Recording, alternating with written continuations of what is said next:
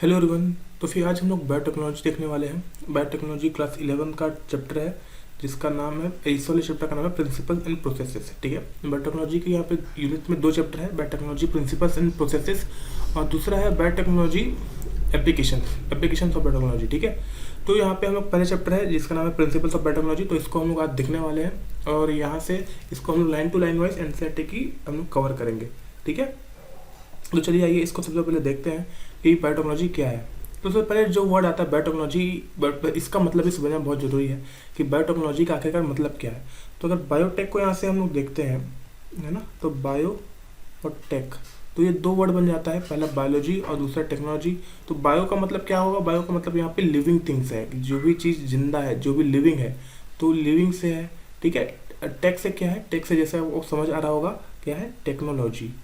ठीक है ना, तो टेक्नोलॉजी का क्या मतलब है?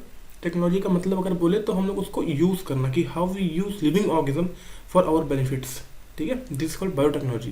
लेकिन इसका और भी डेफिनेशन है जिसको हम बुकिश लैंग्वेज में देखेंगे। तो वो है बायोटेक्नोलॉजी डील्स विथ टेक्निक्स। ठीक है, इस यहाँ से हाइलाइटर ले लेते हैं पहले। तो biotechnology deals with techniques of using live organism और एंजाइम्स, क्योंकि एंजाइम्स भी लिविंग में आते हैं। ठीक है, और लिविंग मतलब लिविंग मीन्स के एंजाइम्स, तो यूजिंग लाइफ ऑर्गेनिजम्स और enzyme from organism to produce products and processes useful to humans. ठीक है, तो बायोटेक्नोलॉजी क्या है? तो लाइट चला गया लगता है। तो biotechnology deals with techniques of using live organism और enzymes from organisms to produce products और प्रोसेसेस यूजफुल टू ह्यूमंस। मतलब कुल मिला के हमारे ह्यूमन बेनिफिट्स की बात करना है इसमें। किसकी बात करना है? ह्यूमन बेनिफिट्स की। ठीक है, तो हमें ऐसे प्रोसेसेस और ऐसे प्रोडक्ट्स डेवलप करने हैं लिविंग ऑर्गेनिज्म या लिविंग एंजाइम्स को यूज़ करके। किसको यूज़ करना है? लिविंग ऑर्गेनिज्म या फिर लिविंग ऑर्गेनिज्म और लिविंग एंजाइम्स को यूज़ करके, जो कि ह्यूमंस के लिए हेल्पफुल हो। ठीक है, इसको हम बोलेंगे biotechnology. In this sense making curd, bread और वाइन, कब दही बनाना या ब्रेड बनाना या वाइन बनाना, इसमें सब माइक्रो ऑर्गेनिजम्स को हम यूज़ करते हैं। विच आर ऑल माइक्रोब, देखिए बोल रहा है, which are all microbe mediated processes could also be thought as a form of biotechnology। तो ये भी एक फॉर्म है बायोटेक्नोलॉजी का। ठीक है, जैसे दही बनाना है, ब्रेड बनाना है, वाइन बनाना, जहाँ पे हम माइक्रोब को अपने फायदे के लिए यूज़ करें। अब माइक्रोब क्या है? एक लिविंग बींग है। तो माइक्रोब को हम जहाँ भी यूज़ करेंगे अपने फायदे के लिए, तो क्योंकि हम एक लिविंग बींग को यूज़ कर रहे हैं अपने फायदे के लिए, तो हम बोलेंगे कि ये बायोटेक्नोलॉजी के अंदर आता है। However, it is used in a restricted sense today to refer to some of those processes which are used genetically modified organisms। ठीक है, genetically organism to achieve the same on a larger scale. अब क्या है कि ये पहले का समय था, मतलब ये ओल्ड बात था कि हम सब छोटे छोटे चीज़ों को यूज़ करें, कि दही बना ले रहे हैं तो उससे इसको बायोटेक्नोलॉजी बोल रहे हैं। पर आज के टाइम बायोटेक्नोलॉजी से ज़्यादा बहुत ज़्यादा डेवलप हो चुका है। अब हमारे पास जेनेटिकली मॉडिफाइड ऑर्गेनिज्म्स आ चुके हैं। वो हम जीन्स को मॉडिफाई कर सकते हैं, डीएनए को मॉडिफाई कर सकते हैं, ताकि हम यही जो काम कर रहे हैं हम इसको लार्जर स्केल पे करने लग जाए, है ना। तो फिर हम उसके तब अब हम इसको बायोटेक्नोलॉजी बोलते हैं। हाँ, ठीक है। Further, many other processes techniques are also included under biotechnology. For example, अब बायोटेक्नोलॉजी के अंदर बहुत सारे और दूसरे प्रोसेसेस भी आ चुके हैं। In vitro fertilisation leading to a test tube baby. क्या? In vitro fertilisation leading in vitro मतलब क्या होता है? शरीर के बाहर, है ना। तो अब हम इन वाइट्रो फर्टिलाइजेशन कर रहे हैं, मतलब क्या कर रहे हैं कि टेस्ट ट्यूब बेबी हो रहा है। टेस्ट ट्यूब में हम फीमेल का ओवम लेके, मेल से स्पर्म लेके वहाँ पे फर्टिलाइजेशन करा रहे हैं। वहाँ पे उसको एक टाइम तक, एक ब्लास्टोसिस्ट होने तक उसको डेवलप कर रहे हैं, पूरा न्यूट्रिशन मीडिया देके, एनवायरमेंट देके। उसका जब ब्लास्टोसिस्ट डेवलपमेंट तब कर लेता है, तब उसको वहाँ पे वापस से उसको फीमेल की यूट्रस में ट्रांसफर कर लेते हैं। ठीक है, तो आजकल तो बायोटेक्नोलॉजी अब इतना ज़्यादा एडवांस हो चुका है। तो वही उसी चीज़ का वो एग्जाम्पल बता रहा है कि अब हम किसको बायोटेक्नोलॉजी बोलते हैं। तो in vitro fertilisation leading to a test tube baby, synthesising a gene synthesise करना, and using it developing a DNA vaccine. ठीक है, डेवलपिंग अ डीएनए वैक्सीन और करेक्टिंग अ डिफेक्टिव जीन। अब जीन हम जेनेटिक लेवल पे modification कर रहे हैं। अगर हमको दिख रहा है कि यहाँ पे जीन खराब है जिसके कारण डिसीज आ रहा है या फिर कुछ और प्रॉब्लम्स आ रहे हैं, तो हम सीधा उसको बेस लेवल पे जाके वहीं पे एडिट कर सकते हैं और अच्छा वाला जो हमारा जो जीन है हम उसको इंट्रोड्यूस कर सकते हैं। ठीक है, डीएनए वैक्सीन बना सकते हैं। अब बायोटेक्नोलॉजी अब बहुत ही ज़्यादा एडवांस हो चुका है, ठीक है। तो अब हम थोड़ा मॉडर्न बायोटेक्नोलॉजी की बात करते हैं।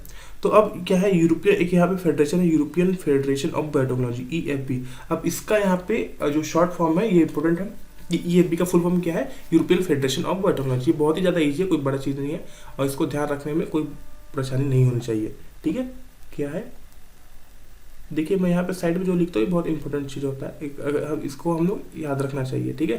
तो European Federation of biotechnology, European Federation of biotechnology has given a definition of biotechnology that encompasses both traditional view and modern molecular biotechnology। देखिए अगर यहाँ पे क्वेश्चन बनता है तो ये एक पॉइंट है जहाँ पे क्वेश्चन बन सकता है। तो जहाँ पे भी हमारे पास क्वेश्चन आएगा हम वहाँ पे क्वेश्चन एराइसिस लिख सकते हैं, ठीक है। यहाँ पे क्वेश्चन बन सकता है, क्या बोल रहा है The European Federation of Biotechnology has given definition of biotechnology that encompasses both यहाँ पे traditional view and modern molecular biotechnology, देखिए क्वेश्चन आएगा तो कैसे आएगा, क्या होगा, यहाँ पे लिखा रहेगा क्वेश्चन, ऐसे जैसे क्वेश्चन आ रहा है यहाँ पे, तो क्वेश्चन लिखा रहेगा कि question the EFB European Federation of Biotechnology. अब वो ये नहीं पूछेगा कि यूरोपियन फेडरेशन ऑफ बायोटेक्नोलॉजी क्या है, लेकिन इसको भी पता रखना बहुत जरूरी है। लेकिन वो क्वेश्चन ऐसा पूछेगा कि EFB has given definition of biotechnology that encompasses, फिर उसके बाद वो देगा dot dot dot dot dot encompasses, पहला ट्रेडिशनल व्यू आएगा और फिर दूसरा यहाँ पे डैश डैश डैश यहाँ पे आ जाएगा कि मॉडर्न मोलेकुलर बायोटेक्नोलॉजी, और उसके बाद फुल स्टॉप। अब ये दोनों फिलअप में क्या क्या होगा वो यहाँ पे उसको ऑप्शन में दे देगा, एक ऑप्शन, दो ऑप्शन, तीन ऑप्शन, चार ऑप्शन, ठीक है। तो ऐसे टाइप के क्वेश्चन यहाँ पे बनते हैं। तो क्या है, the European Federation of biotechnology has given a definition of biotechnology that encompasses both traditional view and modern molecular biotechnology. याद कैसे करना है कि ईएफबी जो हमको डेफिनेशन दिया हुआ है बायोटेक्नोलॉजी का, वो ट्रेडिशनल व्यू और मॉडर्न जो मॉलिक्यूलर बायोटेक्नोलॉजी है, जो मॉडर्न वाला जो मॉलिक्यूलर बायोटेक्नोलॉजी है और जो ट्रेडिशनल व्यू है हमारा पुराना वाला, इन दोनों को इनकम्पास करता है, ठीक है। अब इसका डेफिनेशन क्या है, जो मॉडर्न वाला है, the integration of natural science and organism, cells, parts thereof and molecular analog of product and service। ये हमारा डेफिनेशन है। डेफिनेशन याद करने का कोई जरूरत नहीं है, बस ये याद रखना डेफिनेशन कौन दिया और डेफिनेशन क्या बात कर रहा है, कि वो ट्रेडिशनल व्यू और मॉडर्न मॉलिक्यूलर बायोटेक्नोलॉजी दोनों को इनकम्पास कर रहा है। बस इस बात को यहाँ पे याद रखना बहुत ज़्यादा जरूरी है। तो ये तो हमारा यहाँ तक से एक पॉइंट हो गया। यहाँ पे एक क्वेश्चन यही दिख रहा था मेरे को, और तो यहाँ पे क्वेश्चन नहीं दिख रहा है, ठीक है। तो अब पहले कलर बदलते हैं और जाते हैं दूसरी तरफ। अब क्या वहाँ पे है 9.1 पॉइंट, और ये है प्रिंसिपल्स ऑफ बायोटेक्नोलॉजी। तो बायोटेक्नोलॉजी के प्रिंसिपल्स क्या क्या है, ठीक है। Among many the two core techniques that enable birth of modern biotechnology are. तो क्या है, मेन यहाँ पे दो कोर टेक्निक्स के बारे में बात करना है जो कि मॉडर्न बायोटेक्नोलॉजी को इवॉल्व किया या बनाया है, ठीक है। Enable birth of modern biotechnology, modern biotechnology के बर्थ के लिए दो कोर टेक्निक्स है। ये भी क्वेश्चन में आ सकता है कि which are the two question, यहाँ पे भी क्वेश्चन क्यू लिख देता हूँ, है ना, क्यू ए, यहाँ पे भी क्वेश्चन अराइज हो रहा है, यहाँ पे क्वेश्चन हिंट आ रहा है, क्योंकि वो ऐसा पूछेगा कि what are the two core techniques that enable birth of modern biotechnology, और बहुत लोग कंफ्यूज हो जाएंगे यहाँ पे। तो क्या क्या है, जेनेटिक इंजीनियरिंग, दूसरा है बायो प्रोसेस इंजीनियरिंग, ठीक है। यहाँ पे बायो प्रोसेस इंजीनियरिंग है। तो यही दो पॉइंट है जो कि बर्थ ऑफ मॉडर्न बायोटेक्नोलॉजी के कारण है, ठीक है। Two core techniques that enable birth of modern biotechnology, कौन कौन से, जेनेटिक इंजीनियरिंग और बायो प्रोसेस इंजीनियरिंग, ठीक है। तो पहले बारी बारी देखते हैं कि अब ये क्या है। Genetic engineering, techniques to alter the chemistry of genetic material DNA and RNA to introduce this into host organism and thus change the phenotype of the host organism. करना क्या है, जेनेटिक इंजीनियरिंग, ठीक है। The techniques to alter the chemistry of genetic material to introduce this into host organism and thus change the phenotype of the host organism. क्या करना है, देखिए हमारा जेनेटिक मटेरियल क्या है, जेनेटिक मटेरियल हमारे पास दो ही जेनेटिक मटेरियल है, पहला है डीएनए, ठीक है, और दूसरा क्या है, आरएनए। यही यही दोनों हमारा जेनेटिक मटेरियल है। अब ये क्या है असली में, ये असली में तो एक केमिस्ट्री इनका एक केमिकल एक इनका एक एंटिटी है। केमिकल डीएनए क्या है, डीएनए एक केमिकल एंटिटी है, ठीक है। जैसे कि इसका एक स्ट्रक्चर होता है, इसमें मॉलिक्यूल्स होते हैं और ये सबसे मिलकर जो हमारा डीएनए बनता है, ठीक है। अपना डीएनए में जैसे कि हम क्या देखते हैं, क्या नाम है, डीऑक्सीराइबोन्यूक्लिक एसिड। तो इसमें क्या होता है, एक पेंटोज शुगर होता है, एक फॉस्फोरिक एसिड होता है, और इधर क्या होता है, इधर फिर आपका नाइट्रोजनस बेस होता है। तो ये सब मिलकर डीएनए बनाते हैं। तो क्या बोल रहा है कि इसकी चेंज दी केमिस्ट्री, इसकी केमिस्ट्री आप चेंज कर दीजिए, change the chemistry. Chemistry change करना मतलब कि कुल मिला के मोटा मोटा बोल रहा है कि change the base pairs,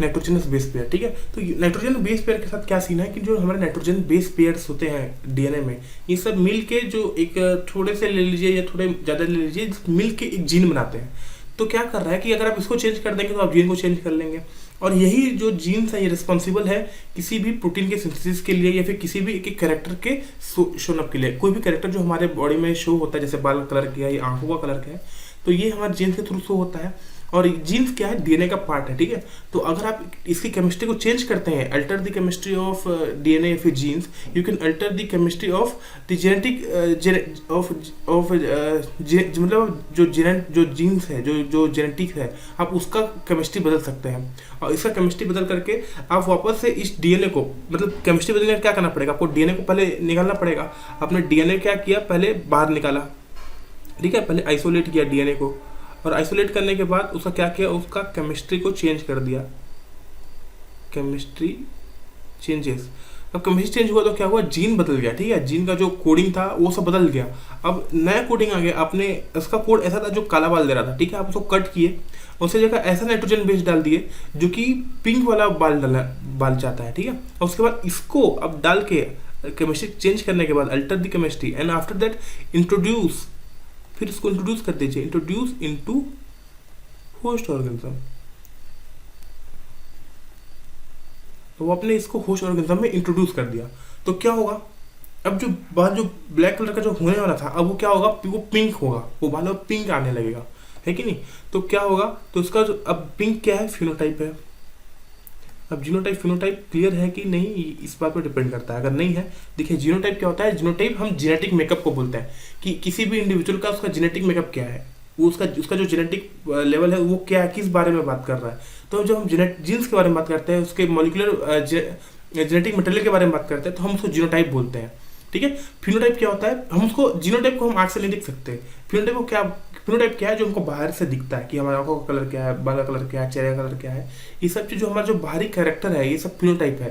phenotype किसके ऊपर डिपेंड करता है, जीनोटाइप के ऊपर। जीनोटाइप किसी फिनोटाइप के ऊपर डिपेंड करता है क्या, नहीं। लेकिन फिनोटाइप जो है, जो हमारा जो बाहरी कैरेक्टर है, ये हमारा जीनोटाइप के ऊपर डिपेंड करता है। जैसा ही हमारा जेनेटिक मेकअप होगा, जैसा ही हमारा जेनेटिक कोड होगा, जैसा हमारा जेनेटिक मटेरियल होगा, वैसा हमारा फिनोटाइप होगा, ठीक है। तो हमने जेनेटिक मटेरियल को बदला, केमिस्ट्री को चेंज किया, होस्ट कौन है, जिसका डीएनए है, वापस उसको इंट्रोड्यूस कर दिया, तो उसका फिनोटाइप बदल गया। ये क्या है, ये जेनेटिक इंजीनियरिंग है, मतलब उसकी जेनेटिक मटेरियल को बदल देना, अल्टर कर देना केमिस्ट्री को, that is called genetic engineering, ठीक है। तो ये हमारा जेनेटिक इंजीनियरिंग हो गया। होप करता हूँ आपको समझ आ रहा होगा। इसके बाद हमारा दूसरा है, वो है बायो प्रोसेस इंजीनियरिंग, ठीक है। बायो प्रोसेस इंजीनियरिंग, अब बायो प्रोसेस इंजीनियरिंग क्या है, तो maintenance of sterile microbial contamination free. Sterile मतलब समझती है, माइक्रोबियल कंटेमिनेशन फ्री, वहाँ पे कोई भी चीज़ कंटेमिनेशन नहीं होगा। कंटेमिनेशन मतलब क्या होगा कि कोई भी फॉरेन पार्टिकल आ रहा है, कोई भी फॉरेन माइक्रो ऑर्गेनिज्म आके वहाँ पे अटैक कर दे रहा है और उसको कंटेमिनेट कर रहा है। कंटेमिनेट मतलब खराब कर देना या फिर अनप्यूरिफाई कर देना, है ना। तो उसको ऐसा नहीं कर रहा है, उसको हमको उसको प्योर रखना है, स्टेराइल रखना है, ठीक है।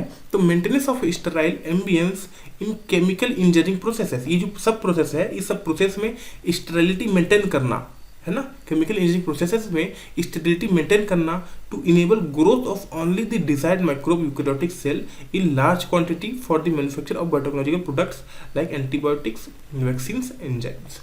क्या बोल रहा है, मान लीजिए मेरे को एक एंजाइम डेवलप करना है जिसका नाम है एक्स एंजाइम, ठीक है। अब एक्स एंजाइम क्या होता है, वाई नाम का एक माइक्रो ऑर्गेनिज्म है, वो डेवलप करता है, ठीक है। वाई नाम का एक micro organism x enzyme develop करता है। तो मैं ऐसा माहौल क्रिएट करूंगा या फिर ऐसा इन्वायरमेंट क्रिएट करूंगा जो कि सिर्फ वाई टाइप के ऑर्गेनिज्म को ही ग्रो करने का मौका देगा, समझ रहे हैं, बाकी किसी भी टाइप के ऑर्गेनिज्म को ग्रो करने के लिए मौका नहीं देगा। तभी तो मेरा जो प्रोडक्ट है वो कंटेमिनेशन नहीं होगा, वो प्योर रहेगा, और प्योर प्रोडक्ट ही तो मैं बेच पाऊंगा या यूज़ कर पाऊंगा। कोई भी मान लीजिए मैं वायो बैक्टीरिया को डेवलप कर रहा हूँ, उसके बाद उसमें कोई और बैक्टीरिया आ गया, मान लीजिए ई कोलाई आ गया, अब वो अपना कुछ डेवलप कर दिया, वहाँ पे कुछ केमिकल टॉक्सिन रिलीज कर दिया, उसको मैं जब यूज़ कर रहा हूँ तो फिर वो मेरे लिए हार्मफुल हो जाएगा, ठीक है। तो मेरे को sterile microbial contamination free ambient develop करना है, ठीक है, ताकि मैं अपना डिजायर्ड माइक्रोब को ही ग्रो करूँ और डिजायर्ड माइक्रोब से डिजायर्ड प्रोडक्ट को डेवलप कर सकूँ, और मेरा वो प्रोडक्ट प्योर रहे, है ना। तो इसको हम बोलेंगे बायो प्रोसेस इंजीनियरिंग। तो जो हमारे दो कोर टेक्निक्स है मॉडर्न बायोटेक्नोलॉजी के, वो दो कोर टेक्निक्स क्या क्या थे, जेनेटिक इंजीनियरिंग और बायो प्रोसेस इंजीनियरिंग, ठीक है। तो होप करता हूँ यहाँ तक आपको समझ आया होगा। अब यहाँ से आगे देखते हैं कि let us now understand the conceptual development of the principles of genetic engineering. तो जेनेटिक इंजीनियरिंग के कुछ कॉन्सेप्चुअल डेवलपमेंट है कि इसमें कुछ नई चीज़ें जुड़ने लगी, ठीक है, जैसे जैसे डेवलप होने लगा कुछ नई चीज़ें जुड़ने लगी। तो हम चलिए उसको देखते हैं। तो वो चीज़ें क्या क्या है, you probably appreciate the advantages of sexual reproduction over asexual reproduction, ठीक है। अब आप ये बात तो समझते, अगर आप चैप्टर 1 मतलब शुरू से अगर पढ़े हैं, मतलब 11 का जो चैप्टर है, जैसे कि हमने ये चीज़ लिविंग वर्ड में भी डिस्कस किया था, तो आपको कुछ बातें समझ आई होगी कि सेक्सुअल इस बार शुरू वाले चैप्टर्स में इस बात पे जोर दिया गया कि आप समझिए कि सेक्सुअल जो रिप्रोडक्शन है उसका एडवांटेज बहुत ज़्यादा है एसेक्सुअल रिप्रोडक्शन से। क्यों? तो वो क्यों है, सेक्सुअल रिप्रोडक्शन का एडवांटेज जो है एसेक्सुअल रिप्रोडक्शन से बहुत ज़्यादा है, तो वो क्यों है? क्योंकि इसमें ही आगे बोला गया है कि the former provides opportunities for variations and formulation of unique combinations of genetic setup, some of which may be beneficial to the organism as well as the population, है ना। asexual reproduction एक minute, asexual reproduction preserve the genetic information while sexual reproduction permits variation, ठीक है। तो ये तो बहुत easy है, मैं होप करता हूँ अगर यहाँ पे क्वेश्चन तो एराइज नहीं होगा, अगर एराइज हुआ तो आप इसको सही कर लेंगे, ठीक है। तो यहाँ पे मैं नहीं लिख रहा, देखिए क्या बोल रहा है कि सेक्सुअल रिप्रोडक्शन जो है एसेक्सुअल रिप्रोडक्शन से ज़्यादा बेनिफिशियल है। सेक्सुअल रिप्रोडक्शन एसेक्सुअल रिप्रोडक्शन से ज़्यादा बेनिफिशियल है। सेक्सुअल रिप्रोडक्शन के अपने फायदे हैं। क्या फ़ायदे हैं कि जब भी सेक्सुअल रिप्रोडक्शन की बात करते हैं तो उसमें दो सेक्स इन्वॉल्व होते हैं, मेल फीमेल, है ना। तो जब ये दोनों सेक्स इन्वॉल्व होते हैं तो क्या होगा, जो जेनेटिक सेटअप आएगा, जो तीसरे इंसान मतलब कि जो बच्चे में जो या फिर जो चाइल्ड में जो भी जेनेटिक सेटअप आने वाला है वो किसका होगा, वो इन दोनों पेरेंट्स का कॉम्बिनेशन होगा। तो क्या हुआ कि वेरिएशन आया, किसी भी एक इंडिविजुअल का मतलब एक पेरेंट का जो जेनेटिक सेटअप था वो प्रिजर्व नहीं हुआ आगे वाले जनरेशन में, सामने वाले जनरेशन में वेरिएशंस आए, इसका भी कैरेक्टर था, इसका भी कैरेक्टर था, दोनों के दोनों मिले और वहाँ से मिलके एक नया बच्चा बना, नया जेनेटिक सेटअप बना, जिसमें ज़्यादा अच्छे जो हमारे जो बेनिफिशियल जो कॉम्बिनेशन से वो थे, बेनिफिशियल वेरिएशन से जो कि हमारे पॉपुलेशन में आ गए, ठीक है, और इससे हमको फायदा हुआ। एसेक्सुअल रिप्रोडक्शन ये सब काम नहीं करता। एसेक्सुअल रिप्रोडक्शन क्या करता है कि जो पेरेंट का जो जीन था वो सीधा बच्चे के जीन में आ गया, ठीक है। तो asexual reproduction preserve the genetic information, वो जेनेटिक इन्फॉर्मेशन को प्रिजर्व कर लेता है। पेरेंट आज से 10 पीढ़ी पहले पेरेंट्स में जो जेनेटिक सेटअप था, अब जो 10 पीढ़ी बाद जो बच्चा आया उसमें भी सेम जेनेटिक सेटअप था, तो अगर उसमें कोई प्रॉब्लम था तो वो ठीक नहीं होने वाला, वो इसमें भी रहेगा। लेकिन इसमें क्या होता है, सेक्सुअल रिप्रोडक्शन में इसमें वेरिएशंस होते हैं, इसमें कि जो जेनेटिक सेटअप था वो हर जनरेशन में चेंज हो रहा है, वेरिएशन आ रहे हैं, और जो अच्छे जेनेटिक सेटअप है वो आ जा रहे हैं, है ना। तो इसलिए जो सेक्सुअल रिप्रोडक्शन है उसका ज़्यादा एडवांटेज है एसेक्सुअल रिप्रोडक्शन के मुकाबले, है ना।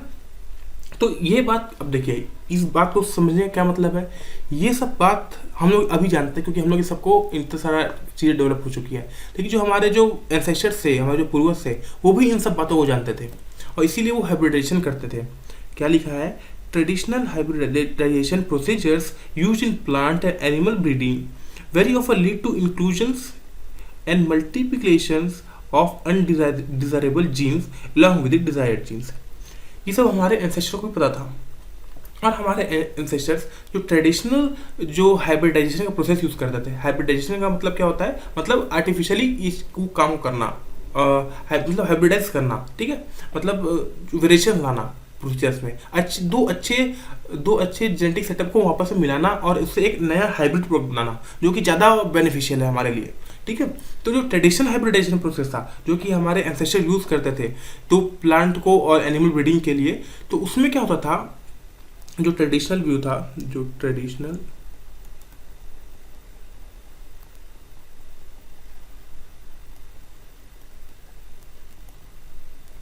जो हमारा जो ट्रेडिशनल हाइब्रिडाइजेशन प्रोसेस था, ट्रेडिशनल हाइब्रिडाइजेशन प्रोसेस में प्रॉब्लम क्या था कि जो हमारा जो डिजायरेबल जीन है वो भी आल्सो आ ही रहा था, लेकिन जो हमारा जो अनडिजायरेबल जीन था वो भी उनका भी इंक्लूजन और मल्टीप्लिकेशन हो जा रहा था, ठीक है। तो अगर यहाँ पे क्वेश्चन आता है कि मतलब कोई पूछता है कि ट्रेडिशनल हाइब्रिडाइजेशन का प्रॉब्लम क्या था, तो ट्रेडिशनल हाइब्रिडाइजेशन का प्रॉब्लम था, क्या प्रॉब्लम था,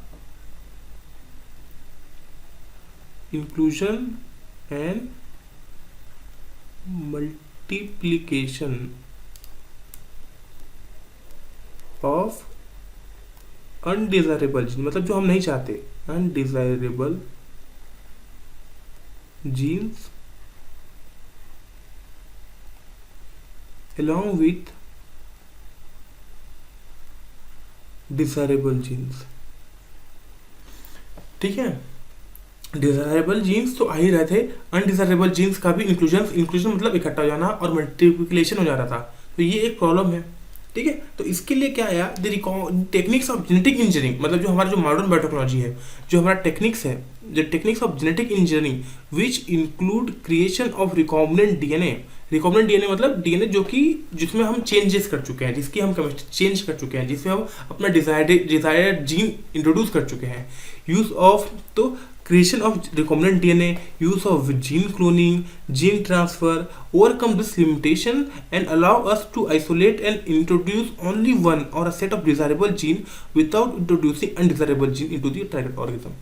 तो जब हमारा ये सिस्टम डेवलप हुआ जिसका मॉडर्न बायोटेक्नोलॉजी का, जिसमें हम recombinant DNA technology, gene cloning, gene transfer, ये सब चीज़ें हम जब यूज़ करने लगे तो हम इस लिमिटेशन से ओवरकम कर लिए, जिसमें हमारा अनडिजायरेबल जीन जो आ रहा था ना, हम इससे ओवरकम कर लिए और हम सिर्फ और सिर्फ वही जीन लेके आएंगे जो हम चाहते हैं। देखिए कितना अच्छा टेक्निक से। तो इससे क्या होगा, इससे हम वही रिजल्ट चाहेंगे जो हम लाना चाहते हैं, है ना। अनडिजायरेबल वाला जीन वाला केस खत्म, सिर्फ वही जीन आएंगे जो हम चाहते हैं और इससे वही प्रोडक्ट मिलेगा जो हम चाहते हैं। तो इससे क्या होगा, इससे सिचुएशन बहुत ज़्यादा कंट्रोल पे हो गई हमारे, और इससे हम बहुत अच्छा प्रोडक्ट और बहुत अच्छे क्वालिटी का प्रोडक्ट और बहुत अच्छे क्वांटिटी में प्रोडक्ट डेवलप कर पा रहे हैं। क्वालिटी भी बढ़ी, क्वांटिटी भी बढ़ी और कंट्रोल भी बढ़ा, ठीक है। तो बायोटेक्नोलॉजी कितना ज़्यादा बहुत फायदेमंद सब्जेक्ट, बहुत फायदेमंद चीज़ बन गया हमारे लिए, और इसीलिए इतना ज़्यादा इवॉल्व कर लिया। अभी बायोटेक्नोलॉजी बहुत ज़्यादा इवॉल्व कर रहा है, पता है ना, ठीक है। तो आगे देखते हैं, पहले पानी पे जाए।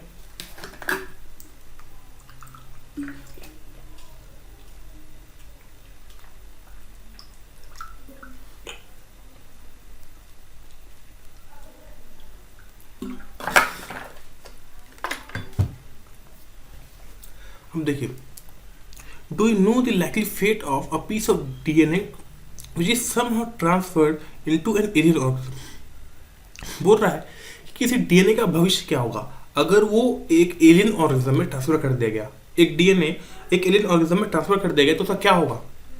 देखिए, most likely this piece of DNA would not be able to multiply itself in the progeny cells of the organism, but when it gets integrated into the genome of the recipient, it may multiply and be inherited along with the host DNA।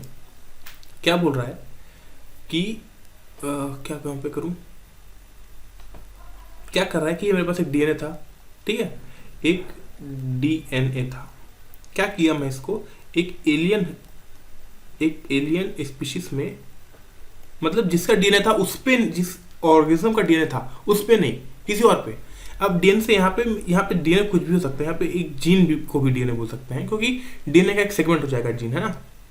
तो gene को भी बोल सकते हैं, फिर किसी part को बोल सकते हैं, ठीक है। तो ये जीन को मैं इसको क्या किया, मैं एलियन स्पीशीज में ट्रांसफर कर दिया। तो क्या होगा, डीएनए क्या होता है, एक सेल के अंदर एक सेल होता है जब यहाँ पे, ठीक है। तो एक सेल के अंदर क्या होता है, जो डीएनए होता है वो क्या होता है, मल्टीप्लाई होता रहता है, और सेल का जब डिवीजन होता है, दो सेल बन जाते हैं। तो ये डीएनए इसमें भी था, ठीक है, ऐसे, और ये डीएनए कॉपी होके इसमें भी आ गया, रिप्लिकेट होके इसमें भी आ गया। अब ये फिर प्रोजे है ना, ये फिर प्रोजेनी जो इसका बच्चा है उसमें भी आ गया। लेकिन जब मैं एक फॉरेन डीएनए को फिर एक किसी डीएनए को एलियन स्पीशीज में ट्रांसफर कर दूंगा तो वो कॉपी वहाँ पे नहीं हो पाएगा, क्योंकि वो उसका इन्वायरमेंट नहीं है, वो उसका सेल नहीं है। वो वहाँ पे ऑलरेडी एक डीएनए होगा, दूसरा डीएनए उसका अपना डीएनए। तो ये डीएनए अब वहाँ पे कोई काम का नहीं है, वो एक डीएनए, ये डीएनए वहाँ पे अपना फंक्शन नहीं दिखा पाएगा, नो फंक्शन, है ना, कोई फंक्शन नहीं दिखा पाएगा, नो फंक्शन शो।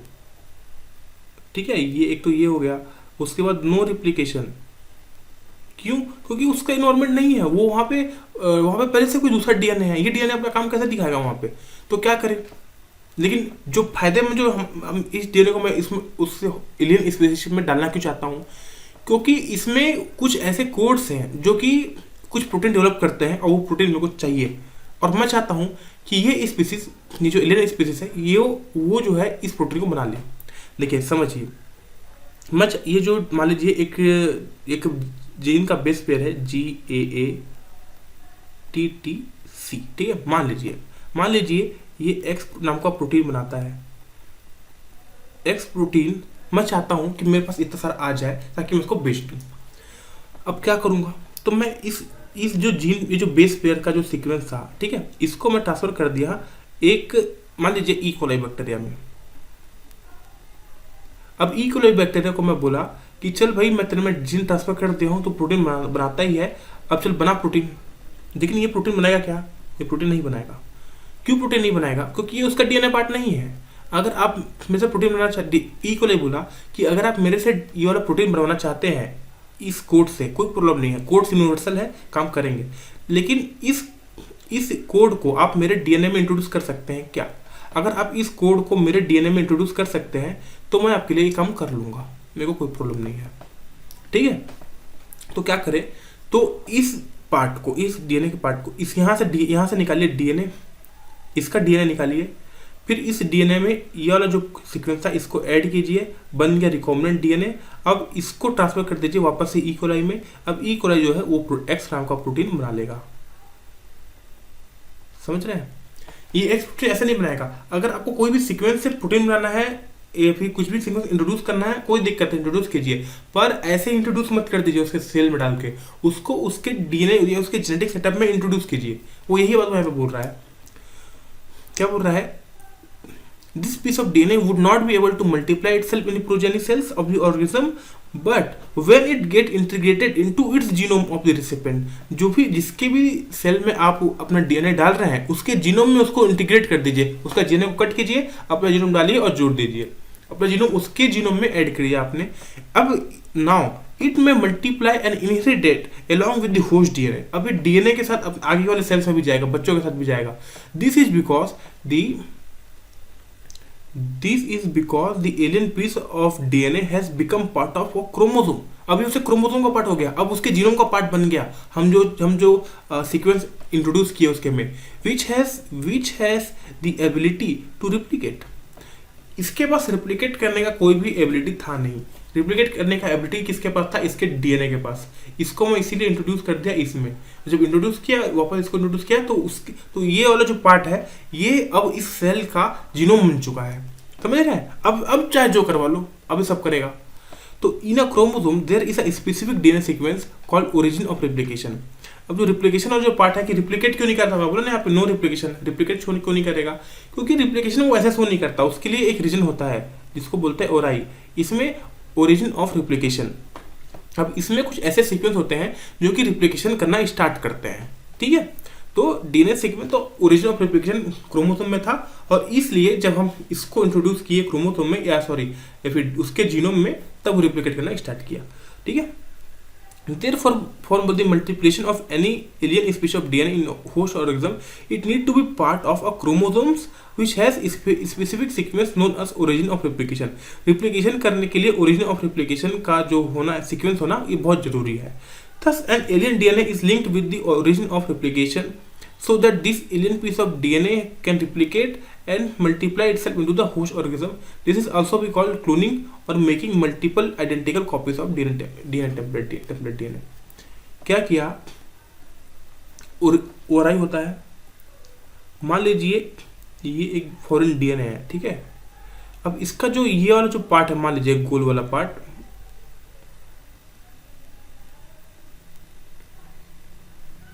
ये जो गोल वाला पार्ट है, मान लीजिए ये ओराई है, ओरिजिन ऑफ रिप्लिकेशन, मतलब रिप्लिकेशन यहाँ से होना स्टार्ट होना है। अब मैं इसको इंट्रोड्यूस करना चाहता हूँ कि उसके सेल में चले जाए और बहुत सारा कॉपी कर ले, है ना, कॉपी कर ले। मैं अपने अपने काम चाहता हूँ, कभी प्रोटीन डेवलप करना, कभी कॉपी करना, तो मैं चाहता हूँ कि बहुत ज़्यादा रिप्लिकेट कर ले, कॉपी कर ले, क्लोन कर ले। तो मैं इसको ओरिजिन ऑफ रिप्लिकेशन से इनिशिएट अटैच कर दूंगा। अब जब इसको मैं होस्ट ऑर्गेनिज्म में ट्रांसफर करूंगा इसके, ठीक है, जिससे ये डीएनए आया था, इसको ट्रांसफर कर दिया, तो क्या करेगा, ये इस डीएनए के बहुत सारे कॉपी बना लेगा, बहुत सारे रिप्लिकेट कर लेगा, क्योंकि यहाँ से रिप्लिकेट होता है। उसके बाद मैं इसको वापस कर लूँगा, बाहर निकाल लूँगा, आइसोलेट कर लूँगा। इस प्रोसेस को क्या बोलेंगे, इस प्रोसेस को बोलेंगे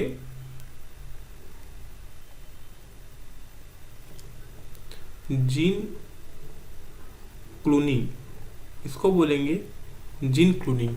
समझ रहे हैं? Now let us now focus on the first instance of the construction of an artificial recombinant DNA molecule. अब पहली बार दुनिया में, पहली बार कब आर्टिफिशियल, मतलब हमसे ह्यूमंस के द्वारा आर्टिफिशियली रिकॉम्बिनेंट डीएनए मॉलिक्यूल कब बनाया गया? रिकॉम्बिनेंट डीएनए मॉलिक्यूल मतलब समझ आ रहा है कि नहीं आ रहा है? नॉर्मल डीएनए नहीं, नॉर्मल डीएनए में मेरा डिजायर्ड पार्ट वाला जीन या पार्ट वाला जो डीएनए का पार्ट था उसको मैं ऐड कर दिया हूँ इस डीएनए में। अब ये बन गया है आरडीएनए। पहला ये डीएनए था, फिर मैं अपना डिजायरेबल जीन इसमें ऐड किया, ये डिजायरेबल सीक्वेंस इसमें ऐड कर दिया। अब ये क्या बन गया, ये बन गया आरडीएनए या रिकॉम्बिनेंट डीएनए मॉलिक्यूल, जो कि मेरे को चाहिए अपने फायदे के लिए। तो the first instance of construction of an artificial recombinant DNA molecule. The construction of the first recombinant DNA emerged from the possibility of linking a gene encoding antibiotic resistance with a native plasmid.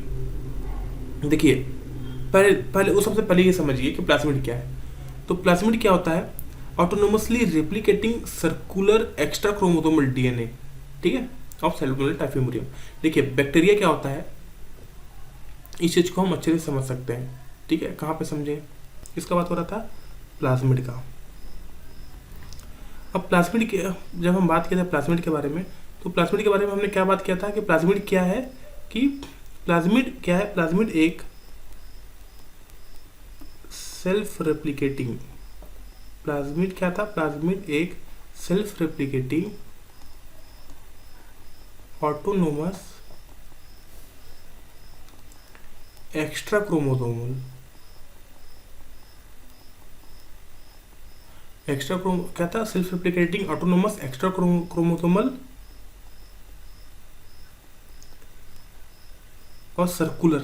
ये एक इसका point है, वो क्या था, वो था circular DNA. देखिए, बैक्टीरिया जैसे बैक्टीरिया है, ठीक है, मान लीजिए ये एक बैक्टीरिया है और इसका यहाँ पे ये जो भी है न्यूक्लियोइड है, ठीक है, बैक्टीरिया में न्यूक्लियस होता नहीं है, तो न्यूक्लियोइड है। अब देखिए, अब जो प्लाज्मिड था हमारा प्लाज्मिड था, वो कैसे था, वो यहाँ पे एक्स्ट्रा क्रोमोसोमल है, ठीक है। तो क्रोमोसोम क्या होता है, क्रोमोसोम जो नॉर्मल डीएनए है, डीएनए कहीं पे ऐसे थोड़ी ना पड़ा रहता है कि ये देखिए ये डीएनए है, यहाँ पे जो डीएनए आपस में क्या होगा, एक प्रोटीन से बाइंड होगा, ऐसे जिसको हम न्यूक्लियोसोम बोलेंगे, न्यूक्लियोसोम बाइंड होगा, ले दे के लोग क्रोमेटिड बनेंगे, क्रोमोसोम बनेंगे, तो वो क्रोमोसोम के रूप में पड़ा रहता है। ये जो प्लाज्मिड है जिसका हम बात कर रहे हैं यहाँ पे, ये प्लाज्मिड, ये अलग है। देखिए, ये न्यूक्लियोइड क्रोमोसोम जो सब है वो सब यहाँ होगा, ये अलग पड़ा रहता है। देखिए, इसीलिए इसका नाम है एक्स्ट्रा क्रोमोसोम, ये क्रोमोसोम का पार्ट नहीं है। सेल्फ रेप्लिकेटिंग, खुद रिप्लिकेट होगा। ऑटोनोमस मतलब अपना फंक्शन है इसका। और सर्कुलर है, जो नॉर्मल डीएनए होता है सर्कुलर होता है क्या, सर्कुलर नहीं होता, वो एक थ्रेड टाइप का होता है, ठीक है, डबल स्टैंडर्ड। ये सर्कुलर है और ये डीएनए है। तो प्लाज्मिड में क्या होता है, प्लाज्मिड का स्टोरी समझिए, प्लाज्मिड के साथ क्या सीन। देखिए, कभी भी प्लाज्मिड, जैसे कि हमारा बॉडी है, ठीक है, तो हमारा बॉडी मतलब जैसे हम हैं, तो हमारा जो डीएनए, हमारा जेनेटिक मटेरियल क्या है, हमारा जेनेटिक मटेरियल है डीएनए।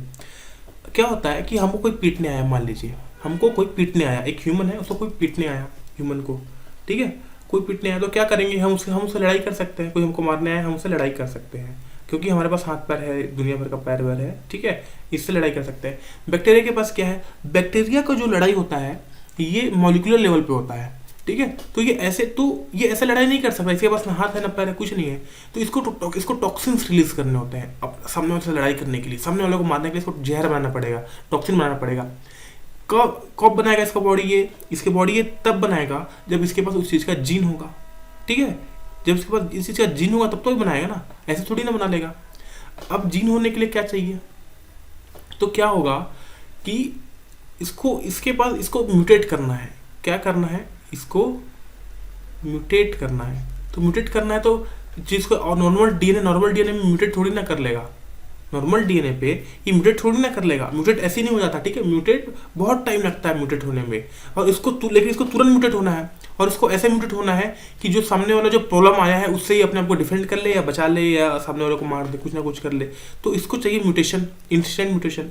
तो इसके लिए बैक्टीरिया क्या दिमाग लगा लिया, बैक्टीरिया एकदम खतरनाक दिमाग लगाया। बैक्टीरिया एक तो अलग से self replicating autonomous extra chromosomes circular DNA बना लिया यहाँ पे। इसका कोई लेना देना नहीं है इससे, पूरे जेनेटिक मटेरियल से, लेकिन काम ये भी वो शो करेगा। तो क्या हुआ, इसको जब भी म्यूटेशन की जरूरत पड़ता है, जब भी इसको जैसे कि सामने ये बैक्टीरिया को मारने के लिए हमने चारों तरफ जहर डाल दिया, क्या एंटीबायोटिक, क्या डाल दिया, एंटीबायोटिक डाल दिया हमने, कि बोले कि बैक्टीरिया तू चल तू मर, तो चल तू जल्दी मर, यहाँ पे एंटीबायोटिक डाल दिया हमने। अब क्या होगा, बैक्टीरिया मर जाएगा। लेकिन बैक्टीरिया अब बैक्टीरिया को पता चला कि यहाँ पे एंटीबायोटिक डला है, जल्दी से जल्दी अपने को म्यूटेट करो। म्यूटेट कहाँ होगा, इस डीएनए में थोड़ी ना होगा म्यूटेट होगा।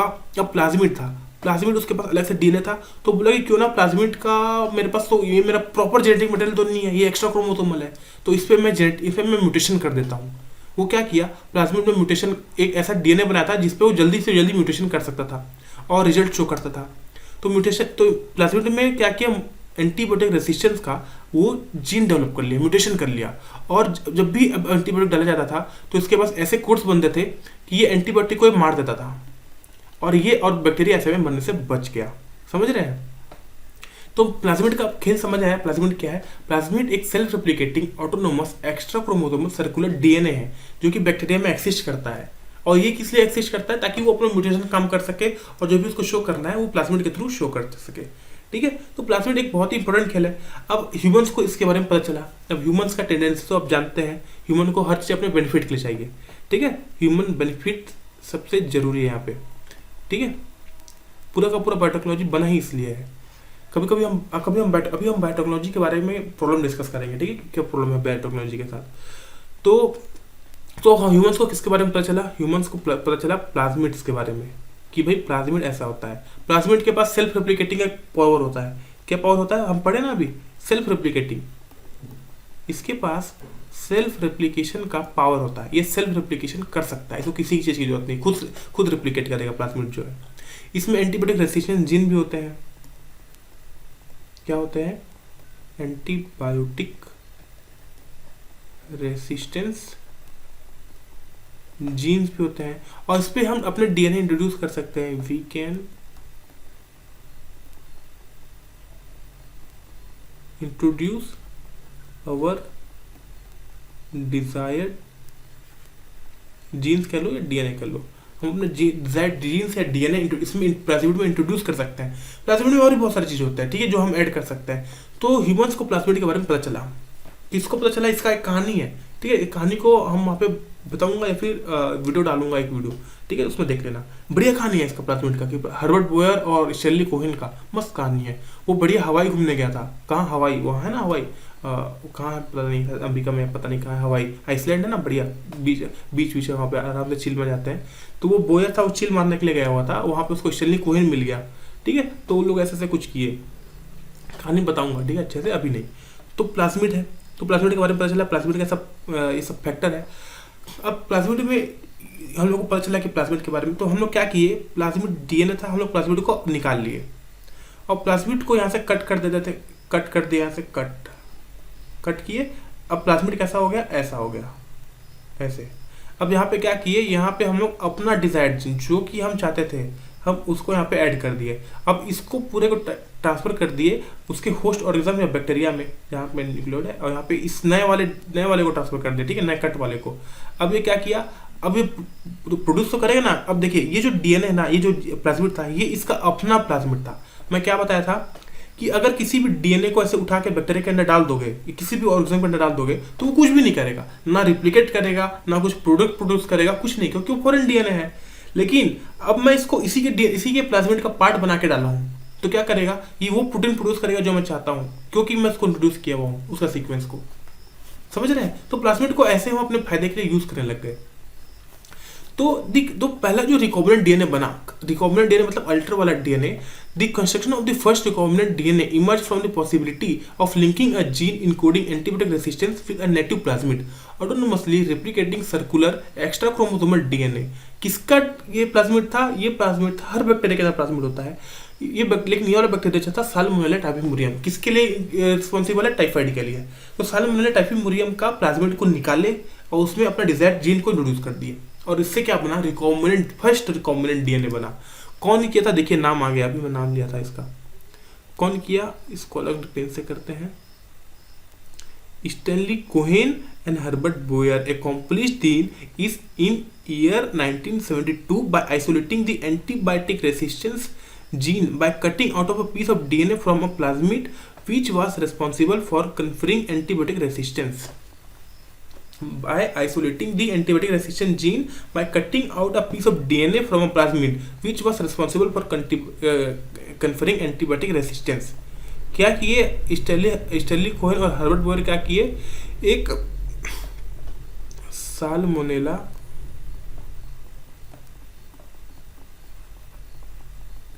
टाइफीमुरियम,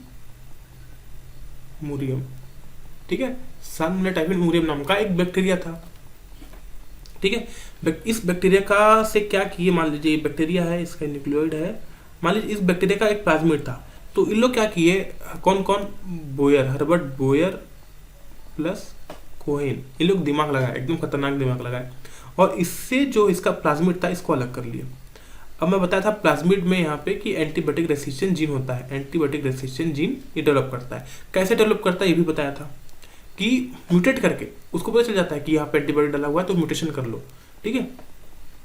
तो एंटीबायोटिक प्लाज्मिड को इन लोग बाहर निकाले, आइसोलेट किए, आइसोलेशन, ये बाहर हुआ। इसके बाद क्या किए, मान लीजिए ये इसका एंटीबायोटिक रेसिस्टेंट जीन था, ये लाल वाला, तो इसको क्या किए, इसको लोग यहाँ से कट कर दिए, और अब ये प्लाज्मिड कैसे बन गया? अब ये प्लाज्मिड ऐसे बन गया, ऐसे ये वाला पार्ट खाली है ना। तो इसमें क्या किए, इसमें इनके पास अपना डीएनए था, तो उस डीएनए को यहाँ पे ऐड कर दे, डीएनए लाइगेज की मदद से, डीएनए काटे किससे? आरई की मदद से। ये सब अभी आएगा अच्छे से, अभी तो चालू हो रहा है चैप्टर, ठीक है, अभी कहानी चल रहा है। तो डीएनए की लाइगेज की मदद से इसको यहाँ पे ऐड कर दिए। अब ये क्या बन गया? अब ये बन गया आर डीएनए, रिकॉम्बिनेंट डीएनए, मतलब हमारा रिकॉम्बिनेशन इसमें ऐड है, रिकॉम्बिनेट कर दिया हम इसको। अब इसको उठा के ऊपर डाल दिया इसके अंदर। अब इसके अंदर नया वाला वो पार्ट आ गया, नया वाला जो आर डीएनए था वो आ गया। अभी वो प्रोटीन प्रोड्यूस करेगा, मान लीजिए एक्स प्रोटीन मेरे को प्रोड्यूस कर रहा था, तो एक्स प्रोटीन अभी प्रोड्यूस करेगा जो मैं चाहता हूँ। समझ गए? ये था रिकॉम्बिनेंट डीएनए का प्रोसेस। ये कौन अचीव किया था? हर्बर्ट बोयर और स्टैनली कोहेन। कौन प्रोसेस किया था इसको? ये सब चीज याद रखना चाहिए, ठीक है, वैसे रहता ही है। Herbert Boyer and Stanley Cohen किससे निकाले थे? साल्मोनेला टाइफीमुरियम से, साल्मोनेला टाइफीमुरियम से निकाले थे। कब निकाले थे? 1972 में,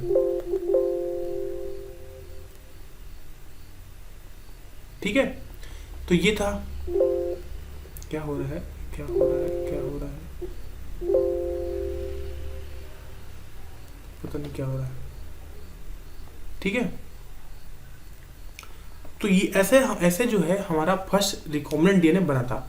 now the cutting of DNA at specific locations become possible with the discovery of so called, ए भगवान ऐसे पढ़िएगा तो मैं डर जाऊंगा, so called molecular scissors that is called restriction enzymes.